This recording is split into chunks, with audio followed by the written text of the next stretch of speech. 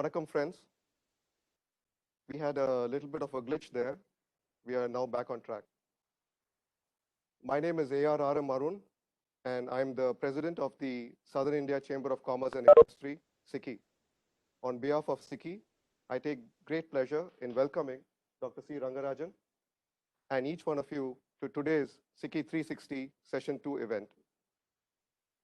As we were planning for today's event, and we were in discussion with Dr. Rangarajan, he specifically wanted to visit us at our chamber and join us in person. And he also made a request that he not be made to wear a mask because he was more comfortable with that. So as per our SICCI-360 prerogative, we want to make sure that our guests are at comfort at all times. So we have ensured that we have taken the required precautions of physical distancing, mask wearing among the rest of our team, as well as sanitizers. Having said that, I would also like to share with you that SICCI just completed a highly successful program along with Guidance Tamilnadu, Government of Tamil Nadu. This was called Yadamure, and it was held on the 29th through 31st of last month. The objective of Yadamure was to be able to connect to the global Tamil diaspora and was in continuation to the visit that our Chief Minister had made to the United States last year. During this event, we were able to connect with more than 300 Tamil associations, chambers of commerce, and sangams across 38 countries. And what was significant was that we were able to get 3,400 people participating with us over this 3-day period. We were also able to have a virtual stall during which 32 companies participated with us. It was a highly successful program, and we are very thankful to have worked very closely with the Guidance Tamil Nadu under the leadership of Dr. Neeraj Mittal and his team. We certainly are looking forward to taking this further as we move forward in conducting this event annually hereupon. The Southern India Chamber of Commerce and Industry, for those of you joining us for the first time, has just completed 110 years of service to industry, government, and society. During these 110 years, we have conducted several events, programs, seminars, during which we have invited several notable speakers to come and address us. Invariably, these speakers speak about their areas of expertise over perhaps a 15 to 20-minute period. However, we found that these speakers have much more to offer than just their area of expertise. They have gone through significant career growth paths, and I'm sure that getting to know that would be of great assistance to the next generation. And that in mind, that we came up with the concept of SICCI-360.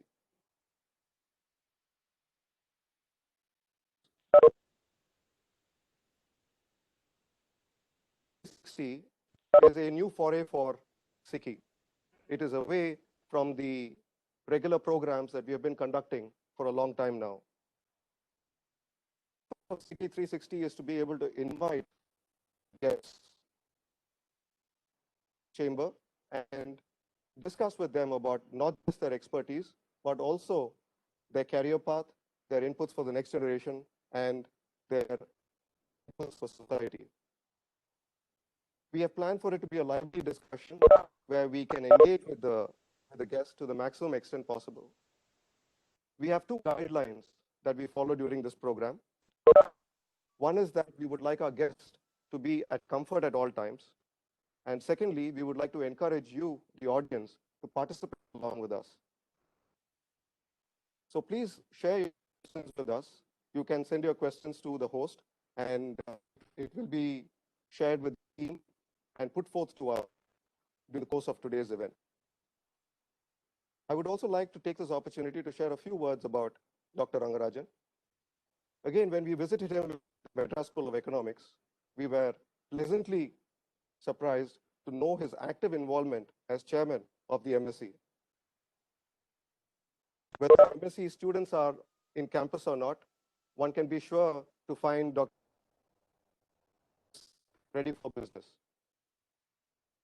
Dr. Rang has also been extremely active working with our government in coming up with policies in measures to be able to going forward. A good number of you would already be aware that Dr. Rangarajan is a Padma Bhushan. Padma Vibhushan. I stand corrected. He's been a member of parliament, and of course, most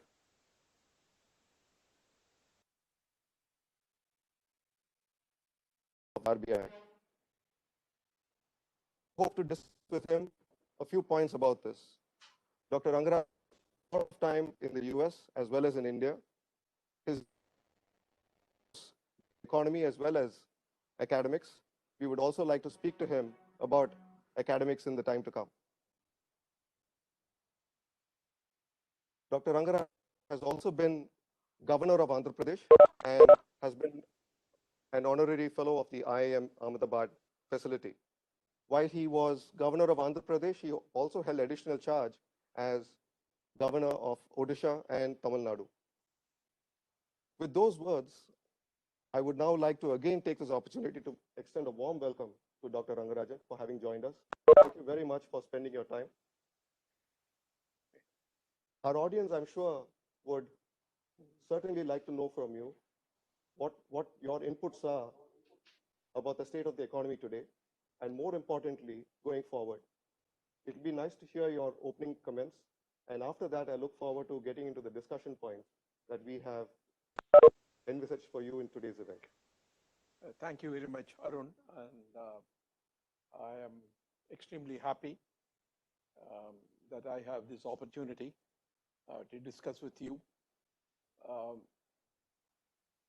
a host of issues, not only about the economy, but also, as you mentioned, about my own career or about my own views, not only on the economy, but also on other issues. In that sense, this interview this evening is very different from the normal interviews that I give. Most of the interviews that I give are exclusively on the economy and the related. But this time, I expect to be drawn into issues which go outside the economy. The economy today demands our attention. The crisis that we are facing today, the economic crisis that we are facing today, is also very different from the economic crisis that you have seen earlier. In recent memory, this is the first economic crisis which has been triggered by a non-economic factor, a pandemic. And the actions that we have taken to prevent the spread of this pandemic has resulted in the economic activities coming to a grinding halt.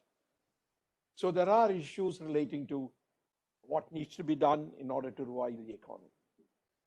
There are also issues which go beyond that, namely what we need to do in order to get the economy grow at a rate at which we will be able to meet several of our aspirations.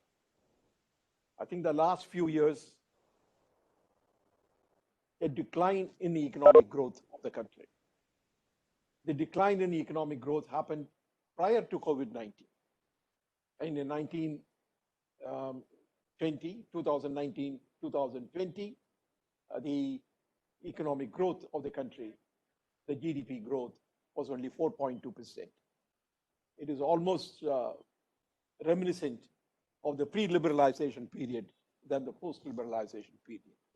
So we really need to get the economic growth back to the very high levels that we had seen, particularly in the first decade after the new millennium. Between 2001 and 2009-10, we had a very strong economic growth. But we'll get back to it. At this particular point, I would only say that we really need to, because in a very fundamental sense, growth is the answer to many of our socio-economic issues. Without a strong economy, without the resources that are available or that can be garnered as a result of growth, we will not be able to meet many of the socio-economic goals that we have all in mind. Reduce poverty, reduce inequality, and so many other things. But I will reserve my comments at a later stage. I will let Mr. Arun now to ask the questions, and then I hope in the course of answering it, I will get back to some of the issues that I mentioned. Thank you, Dr. Rangarajan.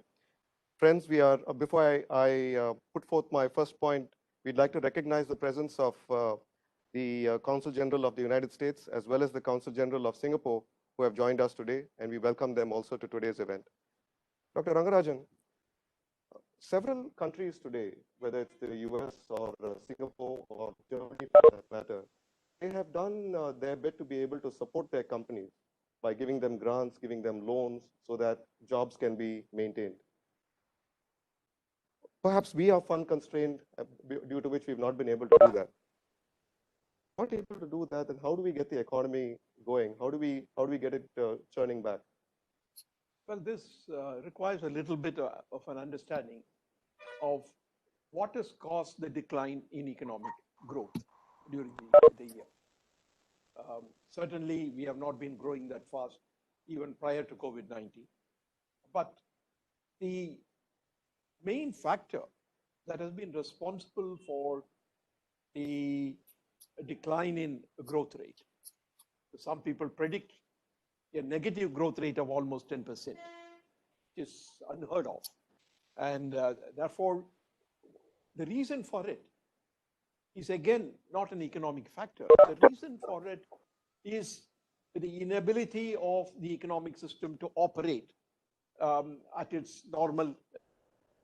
And the lockdown has essentially meant lack of mobility of people, lack of mobility of goods and services to some extent.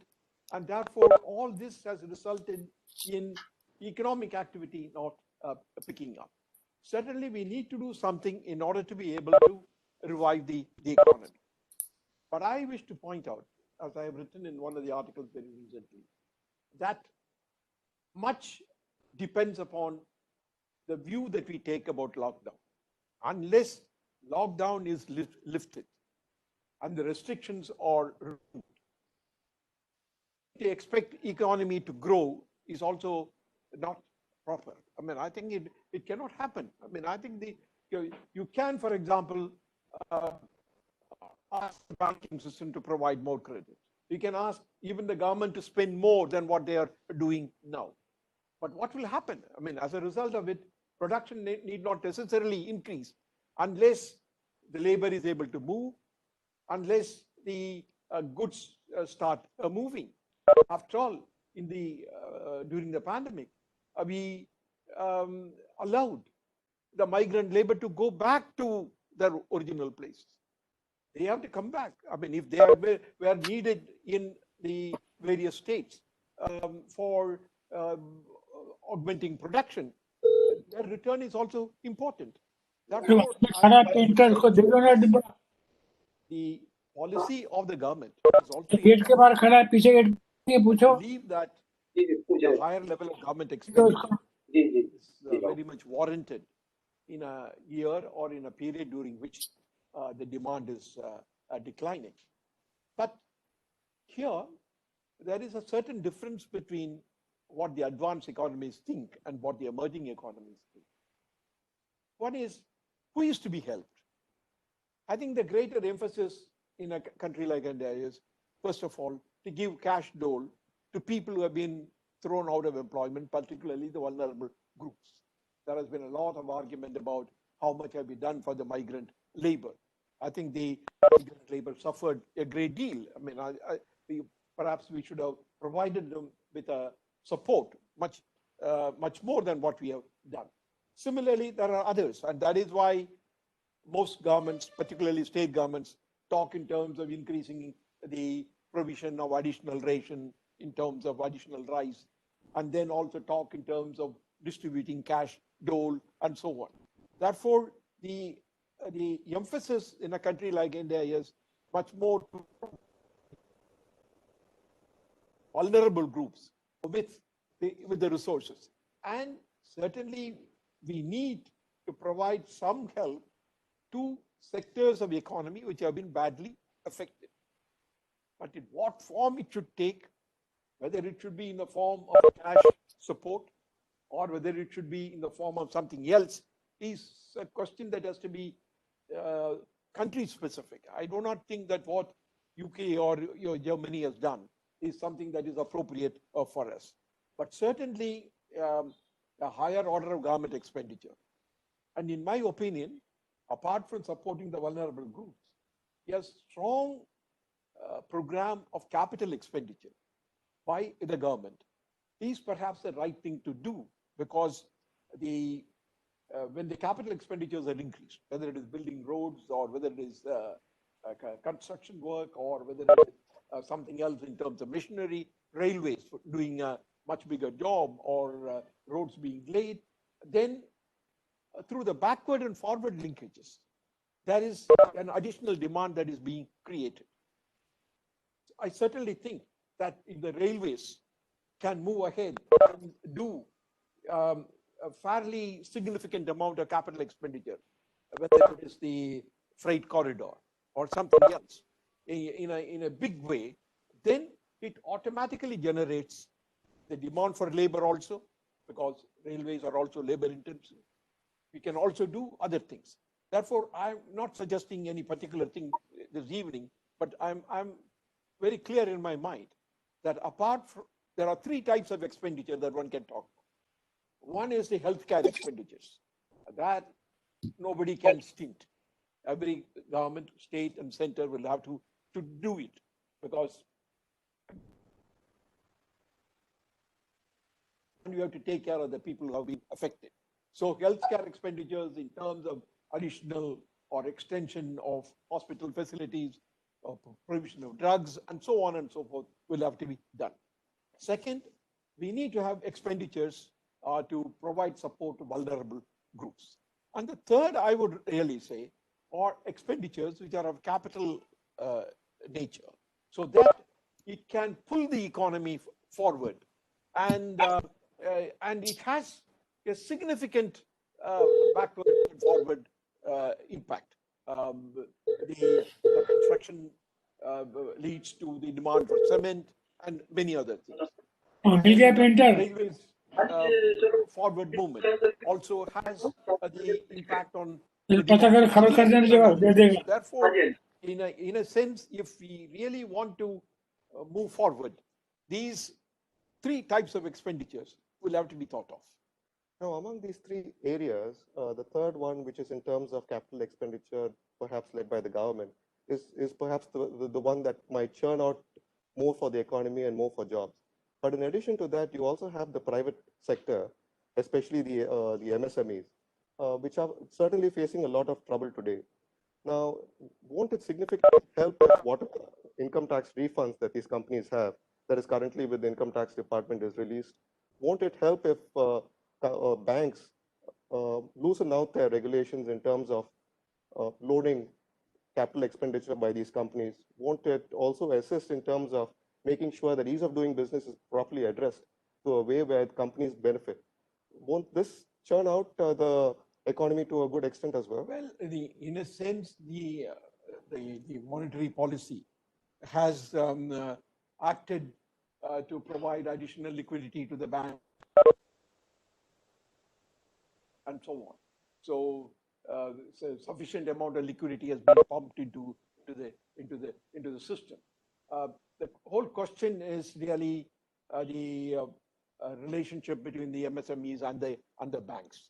If the banks do take a view that they can really help the MSMEs, they should, and perhaps the guarantee scheme that the government of India has put forward is an important thing.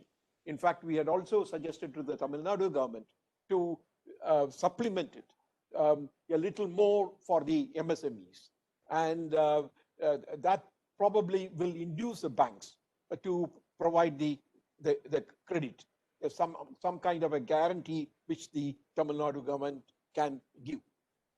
These are important, but go back to my original point. All of this will happen only when you lift the lockdown. I mean, I am unable to see how all of these things can lead to increase in production unless that decision is taken.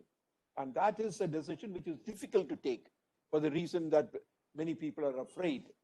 For example, even with respect to the opening of the colleges and the schools, whether that will lead to further spread of the virus. Therefore, there we will have to take a view that preventing the spread of the virus must be taken care of through other other measures rather than through a pure lockdown. In your opinion, how long do you think it's going to take for the economy to rebound and achieve normalized growth? This despite the expected surge post the lockdown period.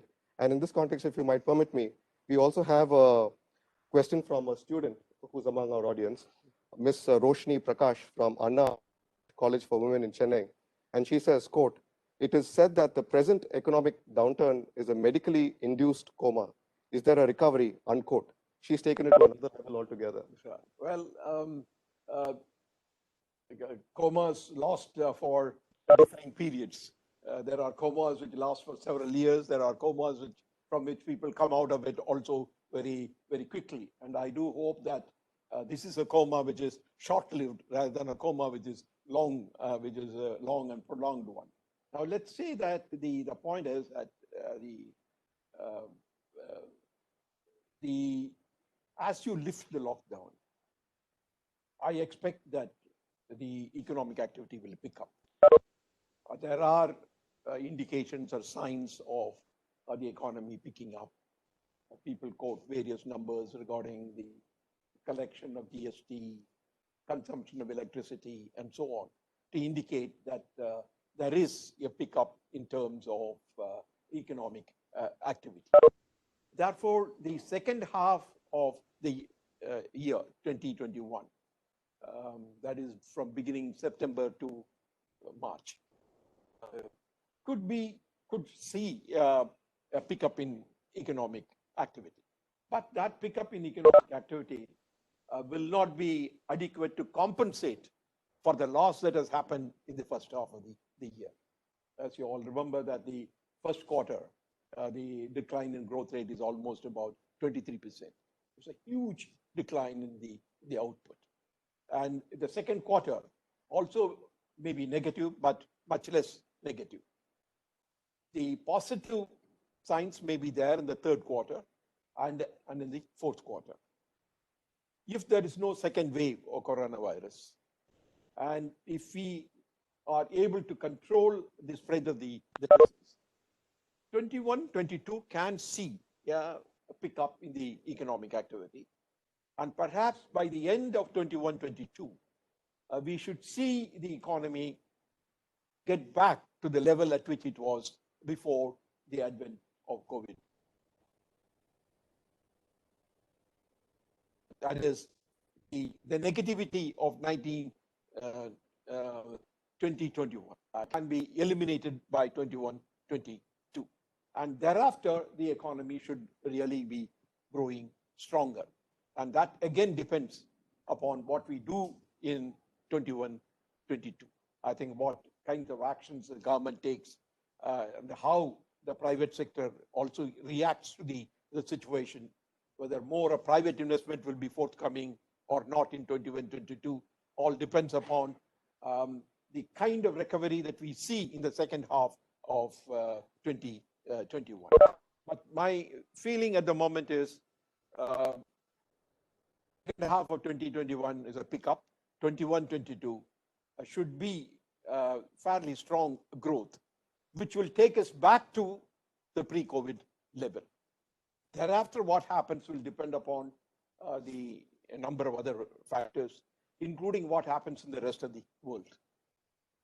My next point, if I might slightly change the perspective a bit, but again, this forms a very important part of the economy, and I would be coming to it at the end of our discussion as well. We frequently talk about urban India and rural India. We talk about the divide. And in that context, we also talk about reservations and so on. Why can't development be truly inclusive?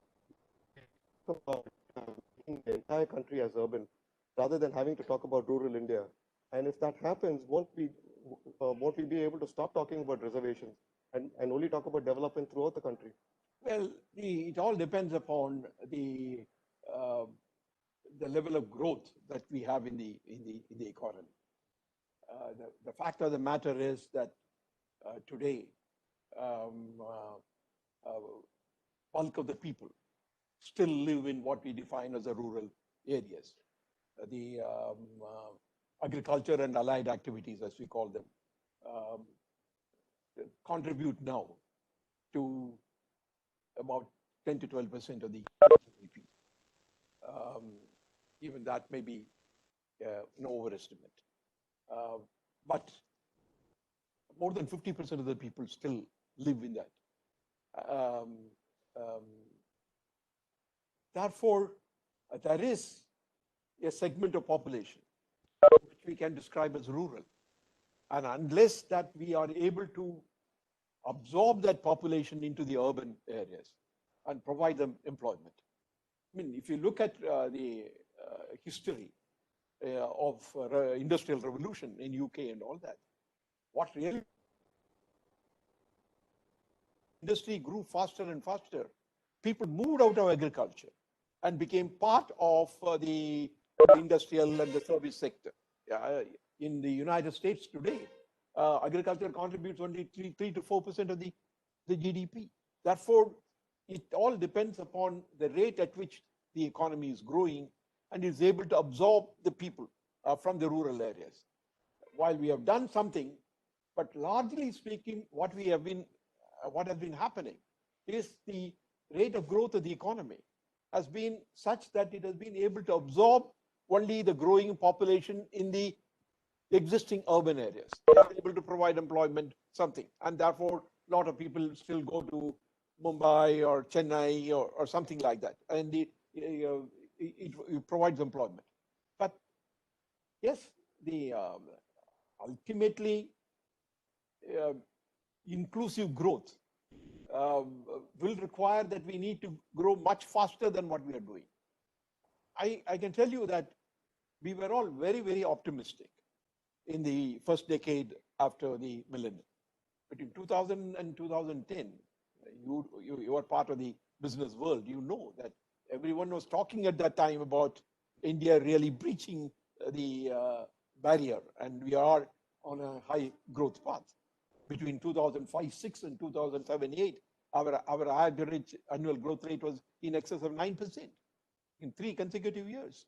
It's a very, very sharp increase from what we have seen before. Unfortunately, it has been followed after 2010-11 by a decline in growth, and more recently, it has come down even further. Therefore, we, as I said at the beginning, we need a really very fast of the economy.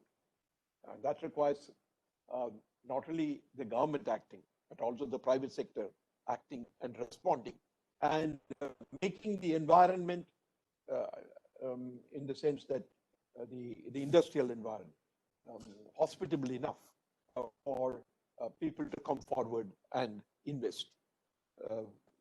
Many things have been done, and I do believe that many reforms that have been introduced also in the recent period. I think allowing private sector in the defense industries, or allowing private sector to go into the coal sector. All these are good reform measures which enable which should activate animal spirits, as they call them. Therefore, we need to do it, but we need to create an environment in which private investment will be forthcoming. I do not think that the solution of a public investment, always providing the lead for private investment, is the right approach. I mean, in critical times, in where there are difficulties, yes, public investment can increase and do it. But otherwise, what we really need is to create a total atmosphere in which the private sector can come forward and do it. For the benefit of our audience as well, the way that we structure SICCI-360 is to have it in 5 sections, where we address the guest's expertise. The second is talk about the guest's role in his or her organization. The third is talk about the career path. Fourth is the guest's input for the next generation. And last of all, the guest's input for society. So this brings us to the last question of the first section, which is about expertise of Dr. Rangarajan, which is on the economy. And again, this question, Dr. Rangarajan, is a slightly different perspective on the stock market in particular. One of our senior executive committee members, Mr. Gauri Shankar, he wanted to raise a point about this. Mr. Gauri Shankar, can I request you to please go ahead?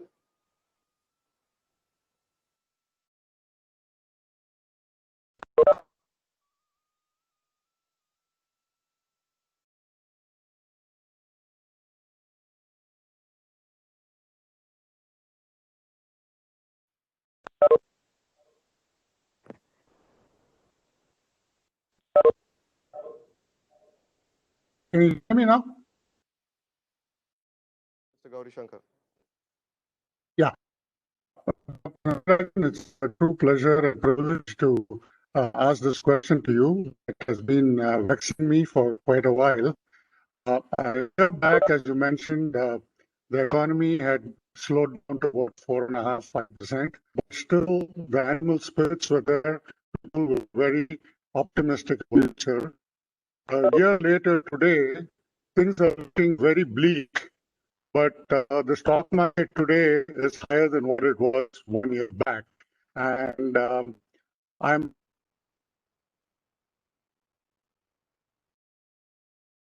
common people. Thank you. Mr. Gauri Shankar, can I request you to please repeat your question? Okay. Arun, I think the voice, can you hear me now? Can you hear me? Yes. No. Yeah, the question in short is that today the mood is very pessimistic compared to 1 year back, but the stock market today is higher than what it was last year. And I'm wondering what could possibly be the reason for it. Well, it is very difficult always to explain the behavior of stock market. It is one of the most difficult things to do. But possibly, I think the reason for it is the expectation about the future. I mean, I think this is the perceptions regarding the future is an important input in the way in which the stocks behave. Because very often people buy stocks or sell stocks not based upon what is happening currently, but it is based upon what the company could be 5 years from now or even 10 years from now. Therefore, all that I could say is at the present moment, those who are buying and selling in the stock market, those who are participating in the stock market, have a better view of the Indian economy than you have. You are somewhat pessimistic. I can understand that. I mean, I don't dispute that. But the fact of the matter is that there are others who probably think that this is a passing phase and the Indian economy basically is good. You might come across this expression very often, particularly from the official policymakers saying the fundamentals of the economy are good. I mean, therefore, if some people think the fundamentals are good, probably they are willing to bid for a higher price, and therefore that is what the reflection is.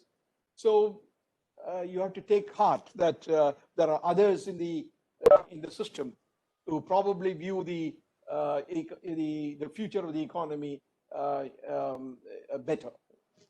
Moving on to the second section, which is about your role in your organization, more specifically the RBI, which is where you had made a good number of significant decisions, Dr. Rangarajan.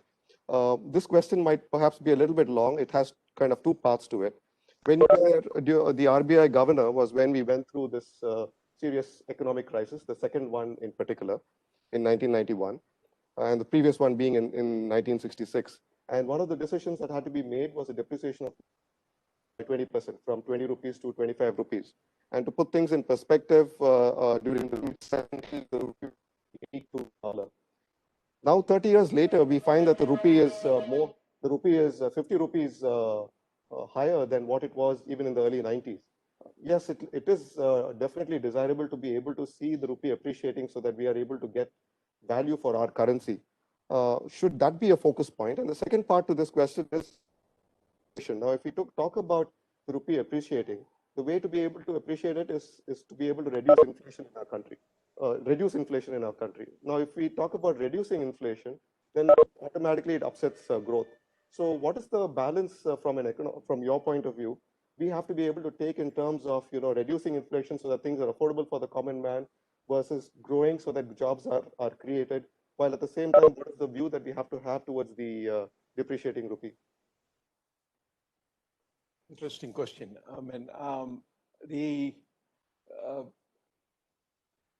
The fall in the value of the rupee in terms of dollar is essentially because of the fact that our demand for dollar, that means our demand for American goods, is much stronger than the American demand for Indian goods. This is obvious, and this is a restatement of the obvious. But the fact of the matter is that over a period of time, the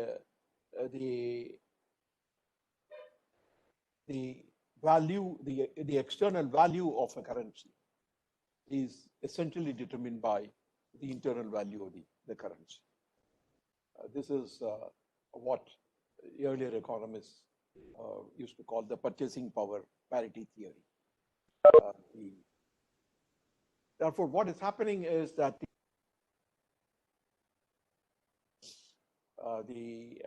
including United States, inflation has been very much under control. They don't think in terms of an inflation rate beyond 2%. Whereas we think even 4% is we can go beyond it and so on. So our inflation rate has been much higher. And it is this differential in the inflation rate which ultimately has contributed to the reduction in the value of the rupee in relation to dollar. Sometimes the decline in the value of the rupee in terms of the dollar may be higher than the value of the rupee in relation to a basket of currencies. It is not as if that it has depreciated in terms of every other currency to the same extent. So if you take a basket of currencies, and that is what we call effective exchange rate, then it will not look as bad as the relationship with the dollar. But the fact of the matter is, yes, our demand for American goods is much stronger. And that essentially means that either we need to make the Indian goods more competitive and more valuable to Americans, and therefore balancing happens as a consequence of it. Or we need to act on inflation. I mean, we need to really bring the inflation down. And that takes me directly to the second part of your question, which essentially is, what do we do? Will the reduction or will the attempt to reduce the inflation rate have an adverse effect upon growth? Some people really think there is what the economists usually call a trade-off between growth and inflation. Some people think that we can sacrifice price stability to some extent for the sake of a higher rate of growth. The literature calls it the Phillips curve, and it's a downward sloping curve. But that's uh, that's an argument that is going on. I mean, I may have a view, but if you talk to some other economist, will give you a slightly different views, saying that growth is more important, and if we have to tolerate a certain level of inflation, we should. But in the more recent period, as you know, that the RBI Act was amended, and RBI was mandated to maintain the inflation rate at 4%, plus or minus 2%. Therefore, it can let the inflation go to 6%, but not beyond. And it should not let the inflation fall below 2%. It has been working for the last 2.5 or 3 years. And the inflation has been under control in the last few years. It may be due to a multiple number of reasons.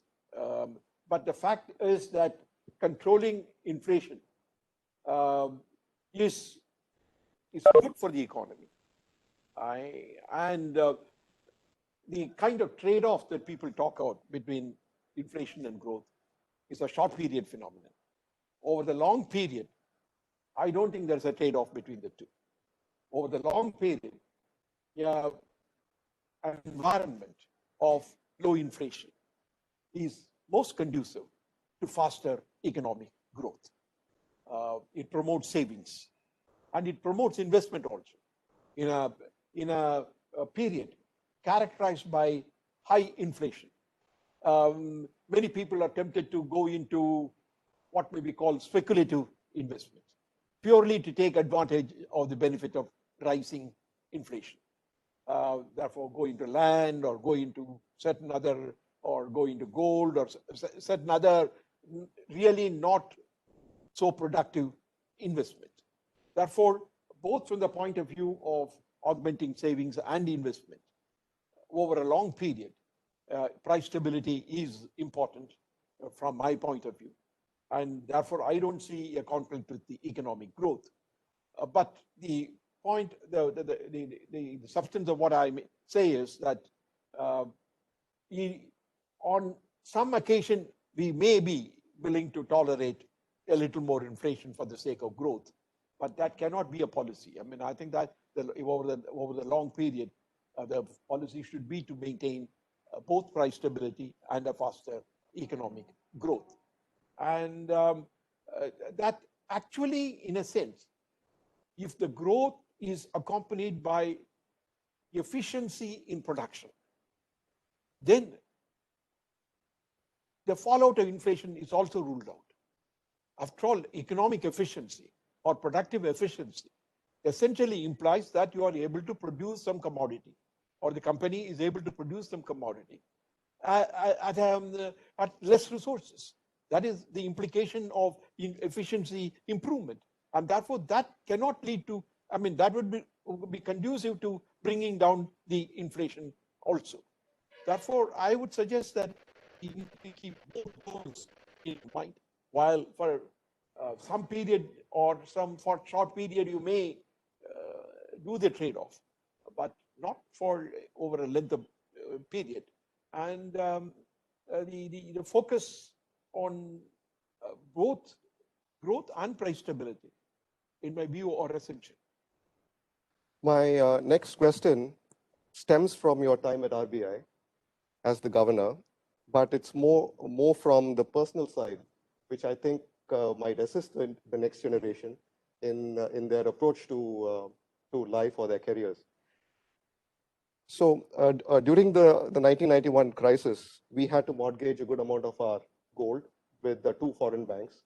And there was a situation where when the gold was being transported by a van, by road, the van's tire punctured, it broke down. And even though all the planning was done, it wasn't sufficient enough to prevent things.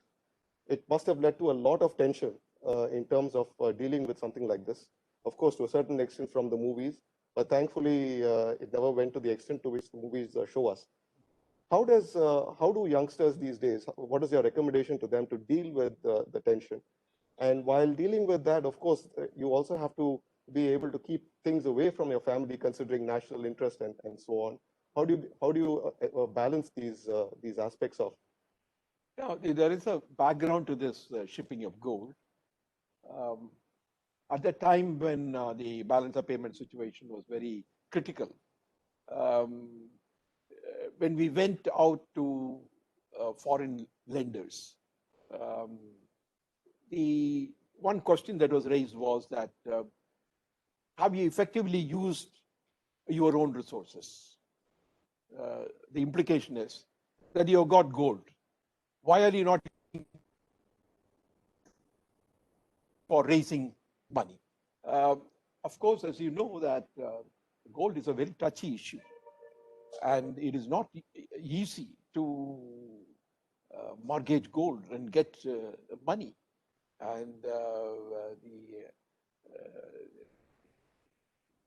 the whole nation is shaken by such an action.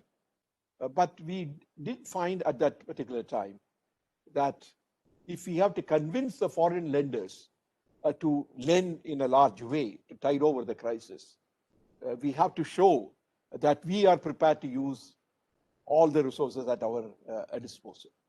And that is why we decided to mortgage the gold. As you know, the Reserve Bank of India under the Act cannot borrow from anybody except from another central bank. Therefore, the idea was to borrow from the Bank of England and Bank of Japan. So we negotiated with them, and finally it was decided to then allot gold. They have to download it. The problem And was then they have to that they are not willing to give the loan on the mortgage of gold kept in India. We told them that we will keep it aside, let it be here, then you give the money. But they are not willing to do that. They said, no, that gold should come out of India and out of the geographical territory of India. And after much thinking and so on and so forth, it was agreed to do this. Actually, you must understand, this was not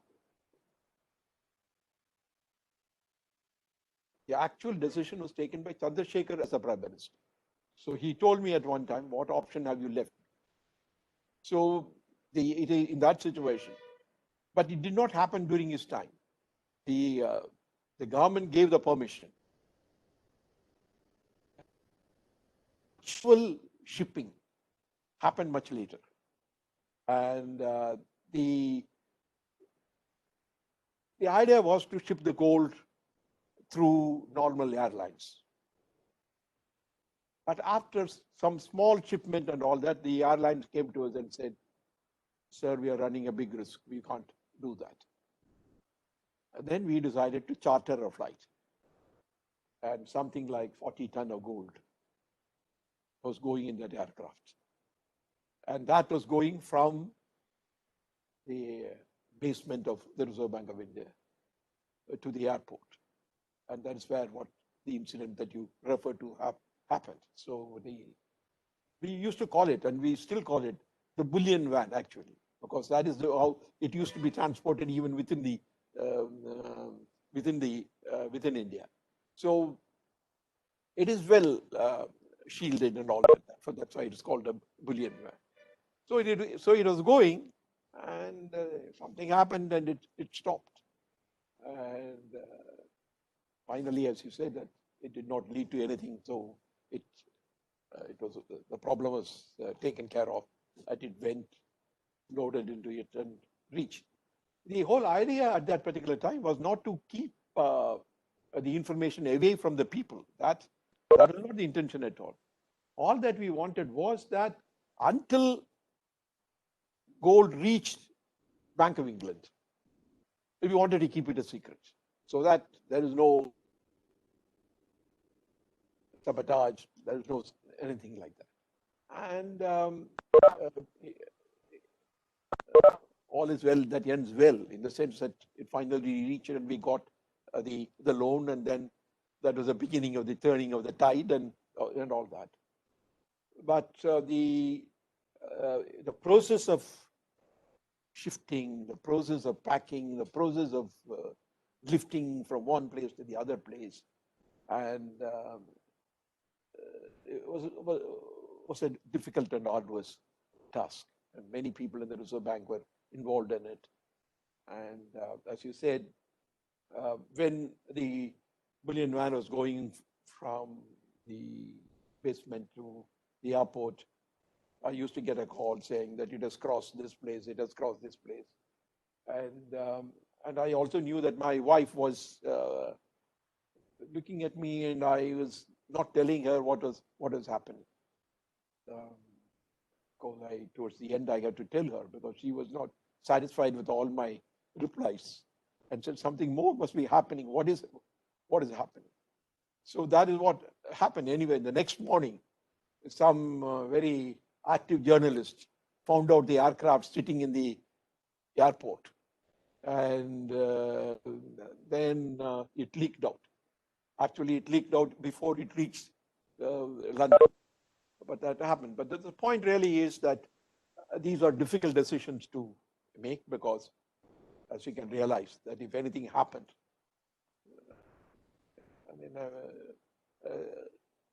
the future of everyone is affected. I mean, I think there's no way except to resign. I mean, I think this is what would have happened. But the point really is that these are difficult decisions one has to make. And sometimes the family has also to bear the cost of it. But I think it was a good decision. It was a right decision, even though some people question why you have to do it, but it was the right decision. Actually, the Reserve Bank of India Act permits the Reserve Bank of India to hold gold outside India. Therefore, we have not violated any provisions of the Act. We stayed within the Act and did what was permissible under the Reserve Bank of India Act, which I thought was appropriate at the time. We now move on to the third section, Dr. Rangarajan, on your career. Yes. You've achieved great heights as a professor of University of Pennsylvania, as governor of IIM Ahmedabad, as well as Rajya Sabha member. How were you able to maintain your roots? What has kept you grounded all the while? Well, it is true that my career, I have seen several positions. The first 3 decades, I was in the academia. The next 3 decades, I was in policy making in one way or the other.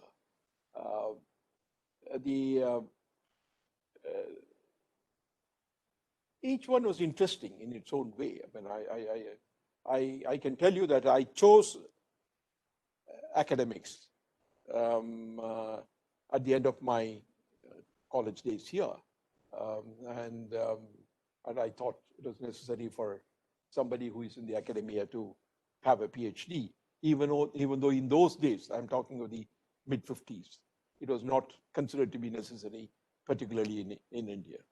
In fact, even the principal of the college told me, what is the necessity? A good MA is all that you need. But I went out. So the whole idea is essentially to be good in what one is doing. I mean, I think this is really essentially the philosophy that motivated me. And many people have asked me the question, but you were in the academia for a long time. How was it possible to go and be a policymaker or in the government? Because very often you see that people start their career in one thing and end their career also there. I mean, most of the administrators are like that. They join at the age of 21 or 22 as civil service, and then end. They reach the very high position, but end in the same civil service. Therefore, they asked me that this used to be a question that very often people used to ask me when I was in the Reserve Bank. Now, was it easy to move to the Reserve Bank? One straight answer was always that what we do in the Reserve Bank is also academic, in the sense that you analyze a problem, you come to a conclusion, and then you do it. And therefore, academics really helps. Because we teach monetary economics, we teach banking, and so on and so forth. And my question essentially was that when the offer came from the Reserve Bank, my point was, if we have been teaching for such a long time these things, we should also find answers to the problems using that knowledge. And that is the spirit in which I went. But there is a difference and being in the policy making. I remember that when I was when I first joined in the Reserve Bank, there was a note put up by the executive director of the Reserve Bank saying that we must do something or something. I disagreed with it. I did not think that that was the right thing to do. So I called him to my room and said, tried to explain to him why I felt that that was not the correct thing to do and we should be doing the alternate thing. Then I thought that the executive director would start arguing. But the executive director just turned to me and said, "Sir, it is your prerogative to overrule me." That is the essence of being in policy making. That namely, as they say, the old saying, the buck stops here. Therefore, in academia, you can go on endlessly discussing. But in policy making, there's a full stop. And whoever finally takes the decision, he is responsible. So there is, and also another big difference between academia and policy making is really that when a particular issue comes up for discussion, at that particular point in time, when you are in policy making, you must bring to bear on it all the knowledge that you have. If you let go that moment, then there is no way in which you can really take it back. But whereas in the case of academia, you write at your own pace. You may make important contribution. I'm not denying that. But the fact is, the pace at which one does work depends upon himself. But whereas in the policy making, that's not true. I mean, at the time in which the decision has to be taken, you must be able to marshal all your arguments and take the right decision. So in a sense, what all that I have said is really that basically, it is a question of applying the knowledge that you have to the problems.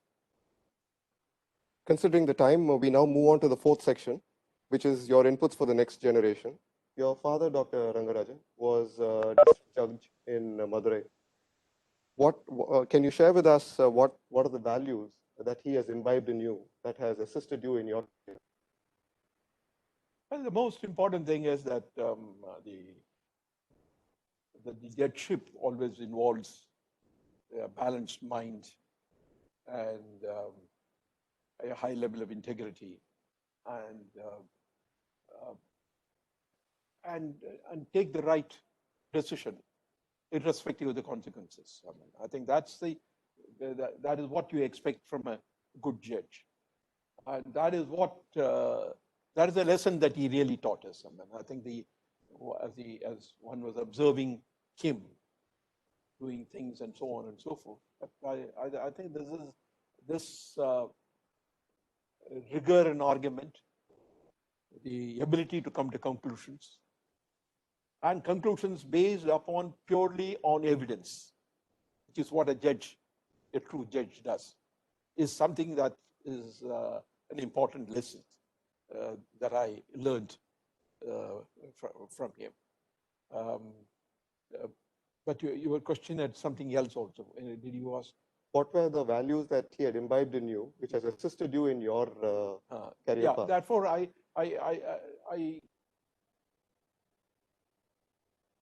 that it is always the application of knowledge. And if you apply the knowledge, and take decisions purely based upon evidence and data. Nowadays, people talk about evidence-based, data-based decisions. That is the most important thing. I mean, what you don't bring in your personal prejudices into the picture. You just look at what the data show, what the evidence shows, and come to the conclusion. I think that's the most important trait of him that I have tried to imitate. Again, due to time, we'll move on to the last section, which is your inputs for society. In this context, I would like to request our past president, Dr. A.C. Muthaiah, who would wanted to share a point with you regarding MNREGA, which is the Mahatma Gandhi National Rural Employment Guarantee Act. Dr. Muthaiah, can I request you to please go ahead? Yeah. Can you hear me? Yes, please go ahead. Can you hear me? Hello? Yes, Arun, can you hear me? yes. Please go ahead. Yeah. Dr. Rangarajan. Oh God. There's some interference. Dr. Rangarajan, you would no doubt agree with me. Disposable income in the hands of the rural population is very important to churn the economy. In this respect, the MNREGA scheme is a very good scheme, barring the corruption part of it. Apart from this, now, would you have any other similar schemes in mind to suggest to the government? In a report that we had given to the government, we had also suggested a scheme similar to the areas also. Now, the problem is slightly different in the urban areas because the rural employment guarantee scheme is based entirely upon the manual labor, and that is available in the rural areas. But in the urban areas, perhaps some modification is required in order to provide employment. But it is a fact that even in urban areas, there's quite a lot of activities that can be carried on which requires manual labor. After all, we have so many lakhs of migrant labor coming from other parts of India. And these migrant labor are actually not that educated, and they help in terms of doing various activities from metro rail laying to everything else. I think the large part of manual work in urban areas is now have been almost handed over to the migrant labor. So if you have a scheme where the people with minimum educational qualifications can be helped through this scheme, it will be good. But we need to work through the scheme more carefully. It is somewhat more ready-made as far as the rural areas are concerned. But in the urban areas, what kind of work can be identified, and so on and so forth. But certainly, there is a scope for urban employment guarantee scheme in which maybe, I do not know, 50 to 100 days of work during a year can also be given. Dr. Rangarajan, if I can push one more question. Yes. And the reason teaching. With that in mind, this question is oriented towards that. How do teachers of today differ from their predecessors? How should teaching be evolved? If you would like to see a change in India's education system, what would it be? Well, the most important thing is that teachers must be dedicated souls in a way. Their objective and attitude should be to really help people to learn. This idea and spirit was much more dominant in the years, let's say, talk of 40s or the 1940s or 1930s and so on and so forth. The teachers were not well paid at that time. They were probably poorly paid, but they commanded the respect of the people. And the society also recognized them in a way. But that all came because of a high degree of commitment to teaching as a profession. One begins to wonder whether that spirit is still alive or not.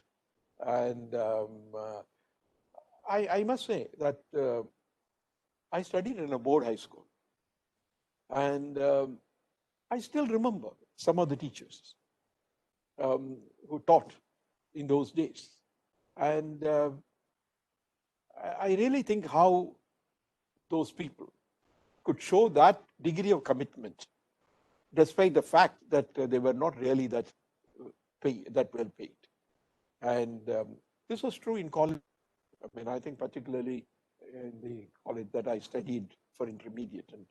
And therefore, what clearly indicates the difference between the two groups is really on the dedication and commitment.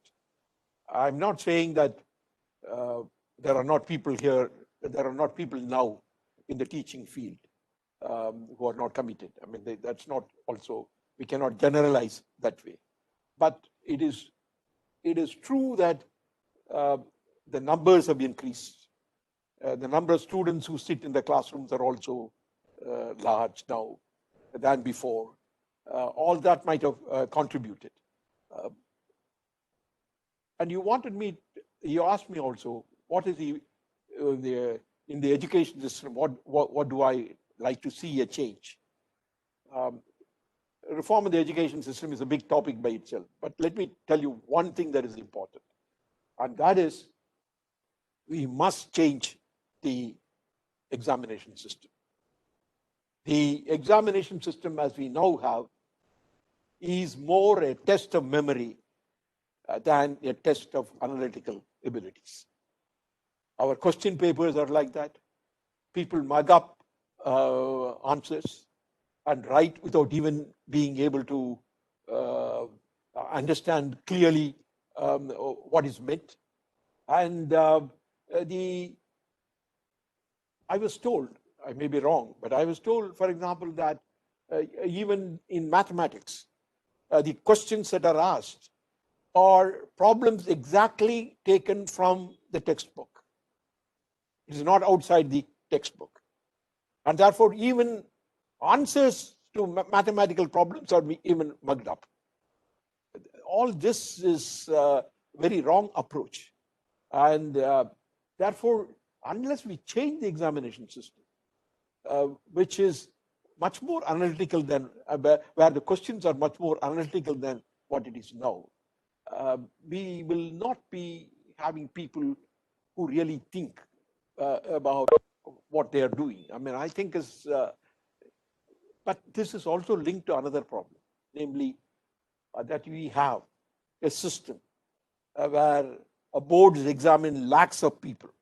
Now, in a system like that, it is impossible to have questions being asked in an analytical way and questions being framed in such a way that they will test the analytical abilities.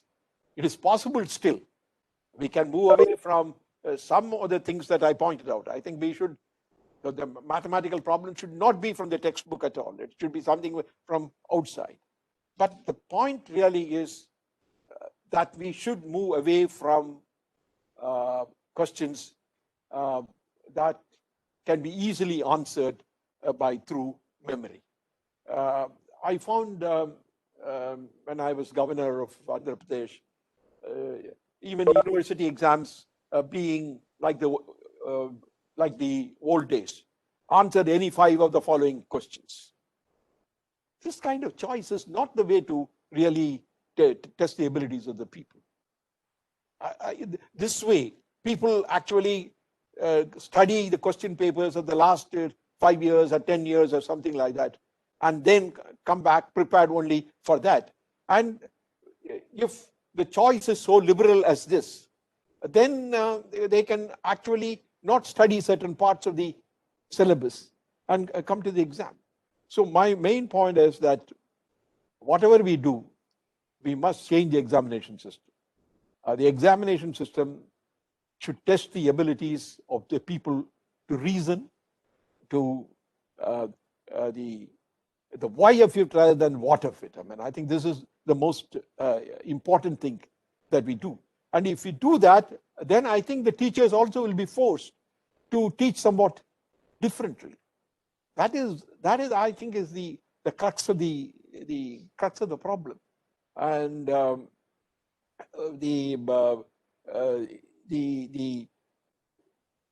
I still do not know whether we should have such large boards examining lakhs of people, whether it is possible to reduce the number. After all, in the United States and all that, every school holds the examination. You trust the teacher. You think that the teacher will correctly evaluate the student. You don't mistrust the teacher. Therefore, among many other things that should be done, one important thing is to change the way in which we test the students. I would like to share with you that we have an education committee identified within SICCI, and the chair of the education committee is Mrs. Thangam Meghanad of the Rajalakshmi Group. She's one of the three first women who have joined our executive committee, and we'll certainly take this input into that and see what is the value addition that we can provide from the chamber into our education system, whether it is school-based education or college-based education. Dr. Rangarajan, that brings us to the end of this discussion. Certainly appreciate the time that you've spent with us. As much as SICCI-360 is new and we continue to evolve, in this particular session, we've started an exercise where we would like to get your autograph on your photograph, which we would appreciate you doing for us. Yes. And if I might. The autograph is one of the things that the governor of the Reserve Bank always does. So. Please.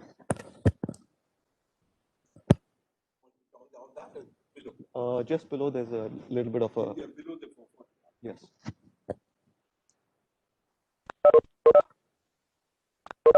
There, right above there.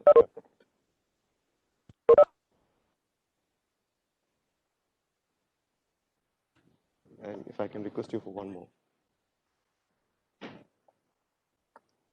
For the reference of our audience, we'd like to share this with you.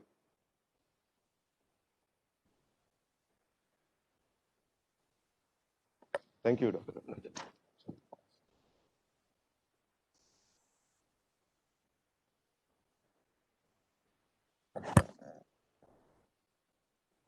Again, with the concept of SICCI-360 being new, we would, as much as we are very keen to be able to honor our guest for having spent the time with us.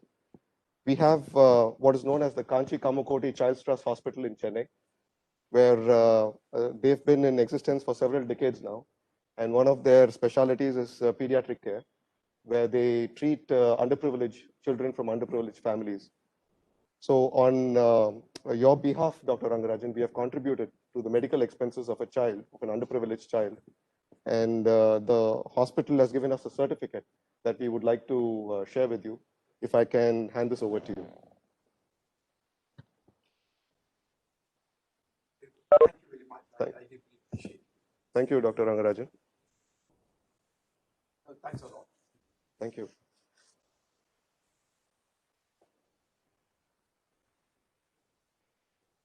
If I can, presentation coming.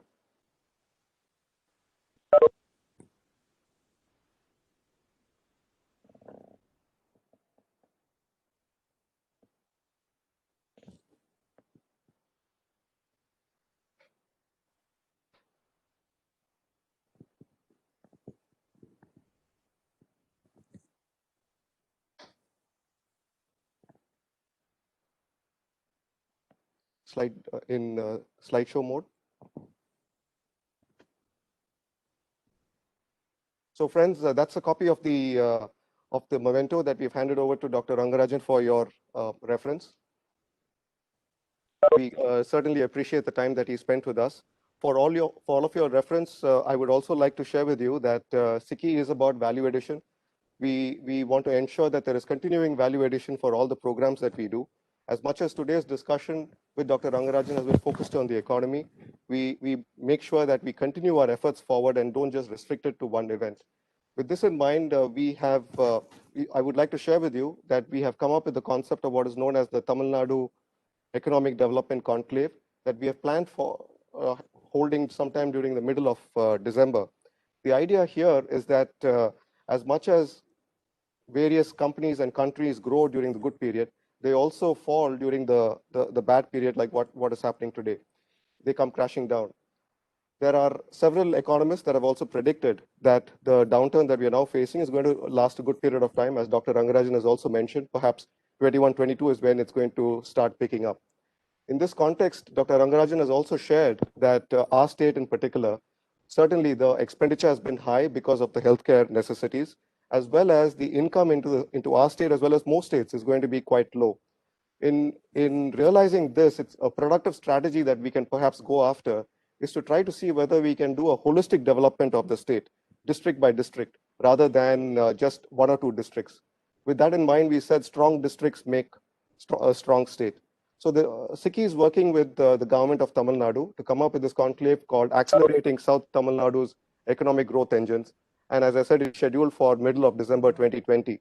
The point here is that the government is working on two important industrial corridors. The first is the Madras-Tuticorin corridor, and the second is the Chennai-Kanyakumari corridor. The government is very keen to be able to develop these corridors. In building with that context, we said that it will be good for us to highlight 4 of our southern districts, which is Trichy, Madurai, Tirunelveli, and Kanyakumari, and try to see how we can ensure economic development in these states to start with. So our intent is to be able to not just get industry and government together.